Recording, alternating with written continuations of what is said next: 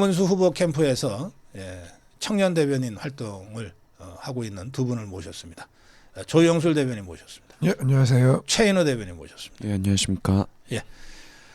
우리 최인호 대변인은 그 고등학교 때 우리 자유파 국민들한테 많은 이 충격과 울림을 주셨어요.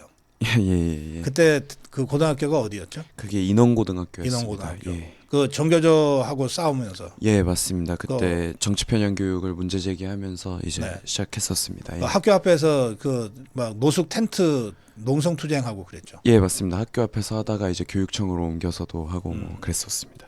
그래요. 그 최인호입니다. 예. 벌써 이렇게 아주 당당한 젊은 청년으로 감사합니다. 이렇게 정치 활동을 시작했습니다. 참 보는 것만으로 든든합니다. 자, 두 분 다 김문수 후보를 돕기 위해서 캠프에서 대변인 활동하고 계신데, 자, 왜 김문수입니까? 조영술 대변인. 우선 저는 이제 탄핵이 이렇게 결과가 나올 거라고 생각 자체를 못했었습니다. 그래서 탄핵 이후에 실제로 이제 이재명의 체제 전쟁은 벌어졌고, 그리고 이제 슬퍼할 시간이 없더라고요. 그래서 이재명을 막을 수 있는 후보가 가장 누가 좋을까 해가지고 저는 김문수 후보다라고 생각을 했고, 그래서 전격 합류해서 활동하게 됐고, 당 대변인 던져놓고 왔습니다. 네, 당 대변인 던져놓고. 네, 용감하게 던졌는데 저만 던졌더라고요. 당직자들은 캠프에 이름을 못 올리죠. 네, 활동을 못하게 되어 있어서요. 예. 그 당 대변인도 어렵게 됐을 텐데. 그러니까요. 그래도 근데 이재명의 근데 사실 국민의힘 대변인보다는 김문수 후보 캠프 대변인이 더 멋있는데. 아, 그렇습니까? 저는 어쨌든 이재명을 막는 게 가장 급한 문제라고 생각해서 이재명을 막을 유일 후보가 김문수다. 그래서 네, 합류했다. 최인호 대변인은 왜 이제 김문수입니까? 저는 김문수 후보님께서 보여주셨던 어떤 소신 있는 모습들, 또 꿋꿋한 모습들을 개인적으로 굉장히 많이 지지를 했었고요. 그래서 김문수 후보님이 이제 대선에 출마하신다고 하셨을 때 이번에 이재명 후보를 압도적으로 꺾을 수 있는 사람은 김문수밖에 없다. 라고 생각이 들었습니다. 왜냐하면 또 같은 경기도지사를 지냈지만은 김문수 후보는 지금의 경기도를 만들었다고 할 수 있을 정도로 엄청난 발전을 시켰고, 그 과정에서도 어떤 비리 문제라던가 이런 게 하나도 없는데, 이재명은 겨우 경기도지사 4년 하면서도 엄청난 비리들로 지금 범죄 혐의들을 가지고 재판을 하고 있지 않습니까? 그렇기 때문에 이재명과 비교 우위에 있으면서 압도적으로 이길 수 있는 사람은 김문수다, 그렇게 판단했습니다. 그 김문수 후보가 오랫동안 사실은 정치 활동을 했어요. 예. 그렇지만 직접 일해본 적은 거의 없었을 텐데 이번이 처음 아닌가요? 두 분 다? 저는 일했었습니다. 어디서? 저 고용노동부에 있을 때 그때 제가 정책자문이요 해가지고요. 그래도 그렇구나. 이제 이렇게 좀 결합은 되어 있었습니다. 저 가까이서 본 김문수는 어떻습니까? 굉장히 꼿꼿합니다. 진짜로 이제 소신 안 굽히고, 그리고 다른 후보들 같은 경우 이제 표를 받기 위해서 약간 좀 말을 좀 맞춰서 하거든요. 근데 이제 자기 소신대로 이제 하는 경향이 있고, 그래서 김문수 후보가 하는 진짜 그 체제에 대한 문제들은 정말 진정성이 느껴진다. 그렇기 때문에 우리가 허투루 듣는 게 아니라 진짜로 그대로 평가하고 우리가 좀 격려해 줄 필요가 있다라고 꼿꼿하다. 생각합니다. 그렇습니다. 악수할 때 고개도 안 숙이죠, 그래서. 고개는 그래도 숙입니다. 네. 고개 제가 김문수 후보하고는 40년 가까운 형 동생 사이인데 고개 안 숙입니까? 제가 김문수 후보한테 사석에서 제가 충고를 한 2번 했어요. 아니 형은 인사할 때 고개 숙이는 것처럼 숙인다고 생각하고 숙일 텐데 사람들이 볼 때는 고개 안 숙이는 걸로 보여. 제발 좀 고개 더 숙여. 아니 체질이 꼿꼿이야. 그런 겁니까? 최인호 대변인 가까이서 이렇게 해보시니까 어때요? 김문수는 어떤 사람이에요? 저는 이제 구의원 당선되고부터, 관악구에서 지금 구의원 일하고 있는데요. 구의원 당선되고부터 아무래도 김문수 후보께서 관악구에 거주하시다 보니까 또 관악산 등산을 자주 가십니다. 그 봉천동에 살죠? 예, 맞습니다. 그래서 국민주택에. 예. 그래서 등산 가실 때 나무가 쓰러지거나 이런 내용들이 있으면 항상 저한테 연락을 하시거든요. 그래서 이거 민원이 있으니 주민들이 또 불편해하고 있으니 처리해달라 이런 것들도 많이 제가 해결을 해보고 그랬었는데, 옆에서 본 김문수는 정말 소탈하고 그리고 인간미가 넘치는 그런 사람이 아닌가. 그리고 또 어쨌든 사람이 인품이 좋아야 또 같이 일하는 입장에서도 정말 진심으로 일할 수 있다고 생각하는데 그런 부분에서 정말 일하고 싶은 후보라고 생각합니다. 옆에서 일하고 싶은 후보. 예. 같이 일하고 싶은 사람. 예, 예. 그래요. 근데 지금 이 국민의힘 후보 그 경선이 진행되지만 국민의힘 후보만으로는 이 윤어게인의 흐름을 온전히 담아낼 수도 없고 그리고 또 한덕수 권한대행을 지지하는 또 수많은 이 사람들이 있잖아요. 거기에는 우리 자유파 국민도 있고 또 이른바 중도라고 불리는 무당층도 일부 있는 것 같은데 그래서 이 한덕수 권한대행도 무소속 출마를 할 수 있으니까 또 이미 황교안 대표도 지금 무소속으로 출마를 한 상태니까 이들과 다 함께 빅텐트를 해야 된다. 근데 그걸 할 수 있는 사람이 누구냐 이런 관점에서 지금 보고 있는데 김문수 후보는 이 점에 있어서 가장 전향적이고 적극적인 것 같더라고요. 그럼요. 당연히 그렇게 해야 된다라고 생각을 하고 있습니다.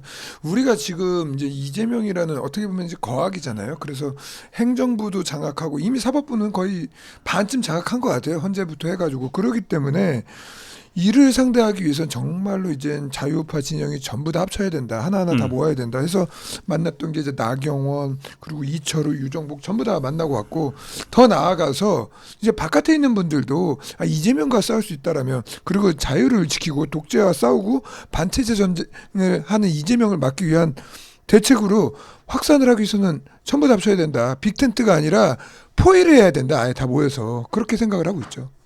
네. 예, 방금 말씀하신 것처럼 일단 이재명을 이기기 위해서는 모두와 함께 연대하자 그런 취지에서 전체적으로 열어놓고 단일화 한덕수 후보가 만약에 한덕수 총리가 나온다고 한다면은 단일화도 하고 또 방금 말씀하신 대로 황교안 후보도 있고 여러 지금 후보들 가운데서 이제 이재명 대표를 막기 위해 연대를 해야 된다는 어떤 열린 입장을 가지고 계신 것이고 이게 나라를 생각한다면 뭐 특정 후보는 뭐 이게 나의 어떤 개인적인 억하 심정으로 뭐 단일화를 뭐 못하겠다 내 밑으로 들어와라 뭐 이런 얘기도 하던데 내가 대통령 되는 게 목표가 아니라 대한민국을 위해서 또 나라가 바로 살기 위해서 또 자유민주주의 정체성이 굳건하기 위해서는 자신의 욕심을 내려놓고 이재명을 막고 우리가 정권을 가져오는 것에 집중을 해야 되는 거거든요. 그렇기 때문에 지금 김문수 후보께서는 지금 욕심을 다 내려놓고 열린 마음으로 다 함께 연대해서 나갈 수 있는 모든 가능성 열어놓겠다 그렇게 지금 말씀하시는 겁니다. 근데 이제 그 말씀에 그게 있는 것 같아요. 근데 그럼 이제 김문수 후보가 그렇게 말할 수 있는 거에는 내가 확실히 1등을 해가지고 전부 다 안고 갈 수 있다라는 자신감도 같이 포함이 되어 있는 것 같아요. 이게 보통 자기가 1등을 할 수 없거나 어떻게든지 꼼수를 통해서 1등을 해보려고 하는 사람들은 그런 말 못합니다. 확산하자는 말 못하고 그리고 이재명이라고 하는 진짜 반체제적인 인사를 갖다가 포위해야 된다는 생각 자체를 못하거든요. 당장 이 안에서 1등 해야 되니까. 그래서 스몰 텐트밖에 생각을 못하는데 싸울 수 있는 후보만이 저는 빅텐트를 칠 수 있다라고 보거든요. 그렇기 때문에 그런 발언들을 자신 있게 하는 게 아닐까. 그래서 내가 먼저 단일화를 제안하겠다. 그리고 내가 단일화에 통해서 내가 후보가 되겠다. 그런 생각으로 접근하는 게 아닌가 싶습니다. 근데 1등은 해요? 1등 하죠. 1등 하고 있지 않습니까?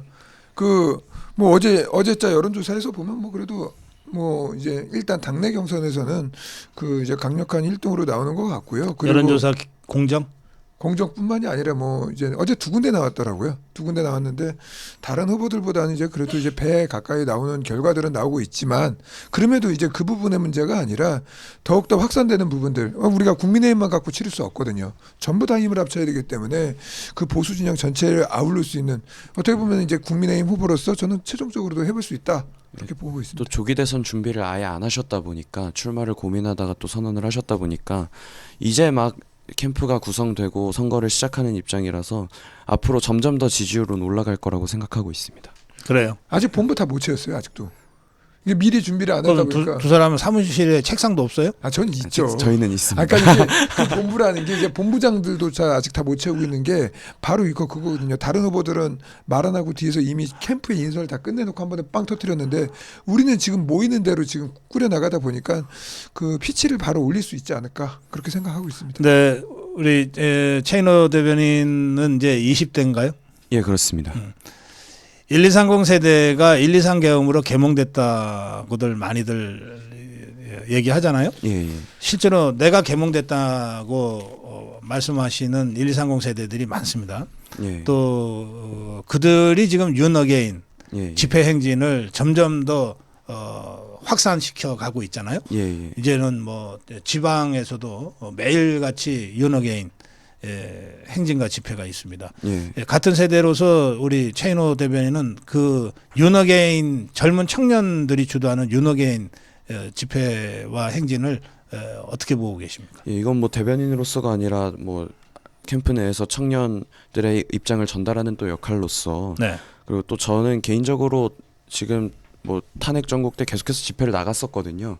예, 나갔었는데 또 저는 아까 전에 얘기가 나왔었지만 인원고등학교에서 정교조 문제로 투쟁을 하면서 사실상 시민사회 운동부터 시작을 했기 때문에 지금 청년들이 자발적으로 이렇게 거리에 나와서 목소리를 외치는 것 자체가 사실 우리 진영의 역사에는 없었던 일이거든요. 그렇기 때문에 저는 이거를 우리가 단순히 대통령께서 탄핵을 당했다고 그래서 그냥 다들 낙심하고 와해되고 이렇게 그냥 끝나고 넘어가는 것이 아니라 뭔가 구심점을 가지고 여기서 목소리를 냈던 청년들이 구심점을 가지고 뭔가 모여서 함께 할 수 있었으면 좋겠다 그런 생각을 가지고 있습니다. 그래서 저도 캠프의 청년선대본부장으로서 청년들의 의견을 또 전달하고 또 그 과정에서 또 조율하고 그런 역할을 또 하고 있고요.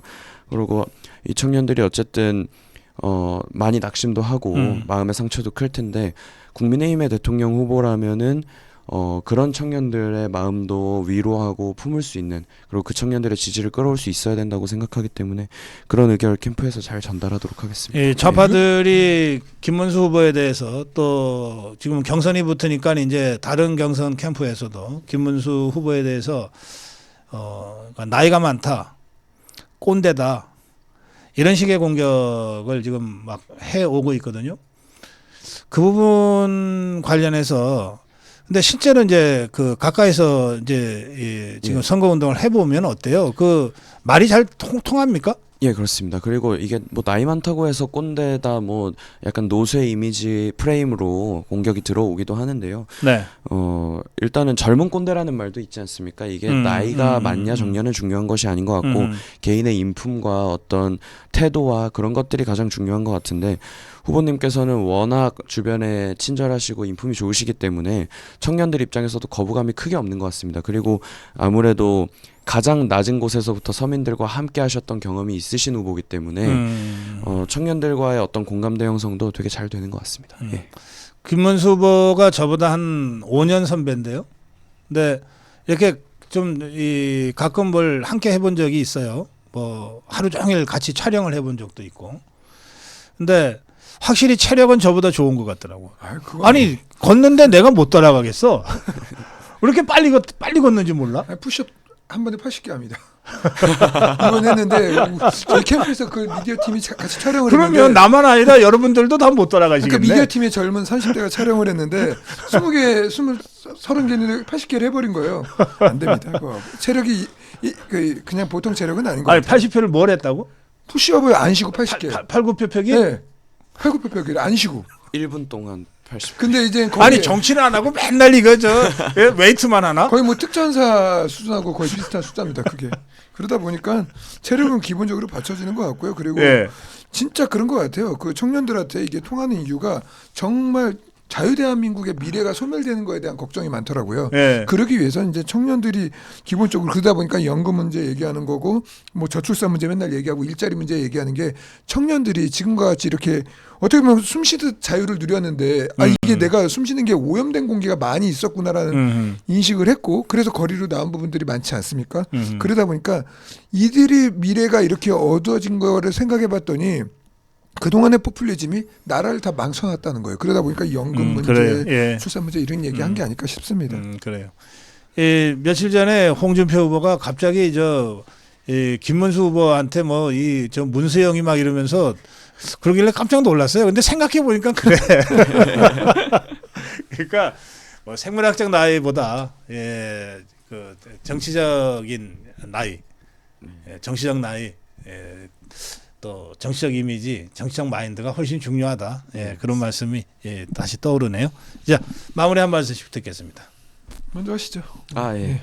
어쨌든 조기 대선이 예상치 못하게 열리게 되었는데 우리가 반국가 세력에게 대한민국의 미래와 또 앞으로 청년 세대들의 미래를 넘겨줄 수 없다는 사명을 가지고 지금 다들 대선에 임하고 있다고 생각하고 있고요. 그래서 김문수 후보가 또 이번에 마음의 상처를 받은 국민들께 좀 위로가 될 수 있게 반드시 국민들과 함께 손잡고 이겨낼 수 있도록 하겠다, 그런 말씀 드리겠습니다. 감사합니다. 예, 저는 뭐 개인적으로 하루하루가 굉장히 슬픕니다. 슬프고 제가 이제 지역에서 이제 주민들하고 같이 모여가지고 간담회를 하는데 너무 슬퍼서 술 먹고 싶다, 술 먹겠다 이런 분들 말씀하시는 분들이 많아서 제가 이런 말씀했습니다. 근데 너무 슬퍼도 지금 미루자. 지금 싸움이 벌어졌기 때문에 이 전쟁에서 이겨야 된다. 그리고 이제 당분간 이제 술도 끊고 여기 집중을 해서 진짜 이재명 한번 막아보자. 그래가지고 우리가 이제 자유 대한민국 한번 지켜보자. 이런 얘기를 했더니 주민분들이 정말 각성을 하더라고요. 각성해서 그 자리에서 술잔을 엎었던 기억들이 있는데 지금은 모두 다 힘을 합쳐가지고 정말 싸움을 해야 될 때입니다. 그래가지고 폭주하는 폭주기관차 막아야 될 때고 정말 힘을 모아야 됩니다. 많이 도와주십시오. 감사합니다. 예. 오늘 김문수 캠프에서 대변인 활동하고 있습니다. 두 젊은 청년 대변인, 조영술 대변인, 최인호 대변인과 함께 했습니다.